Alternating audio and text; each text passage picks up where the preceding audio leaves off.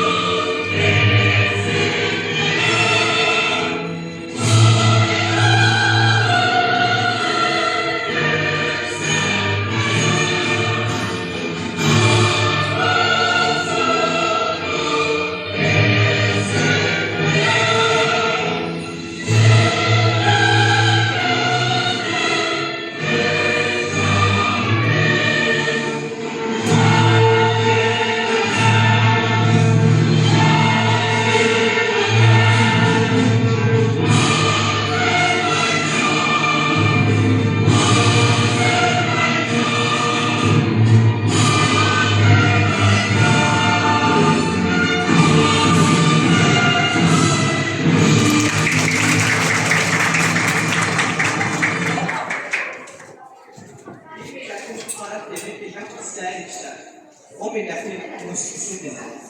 Musiqi təkcə səhnə deyil. Kino dünyasında mühüm rol oynayır. Filmləri yadda qalan edən hər sonun musiqisidir. İndi isə gəlin Azərbaycan retro-film dünyasına səyahət edək. İndi isə əməklərimizin şagirdi yenilməz batalyon haqqında məlumat verəcək.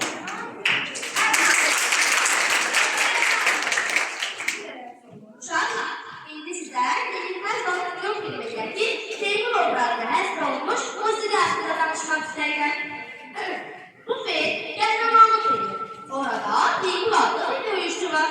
O, doğmaz, vətənini sevən və yoldaşlarını tək qoymayan bir insandır. Film boyunca biz onun cəsarətini görürük. Teymur üçün səslənən musiqi isə adi musiqi deyil. O musiqini eşidəndə adamın içində bir güc oynayır. Sanki deyir, qorxma, güclü ol və kəndin sev. Bu musiqidə həm qəhrəmanlıq var, həm də günah qədərdir.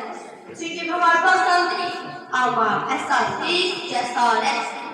Musiqi Teymurun xarakterini göstərir. Möhkəm, iradəli və yenilməz. Yəni uşaqlar, bu musiqi bizə deyir ki, çətinlikdən qorxma, dostlarını qoru, vətənini sev.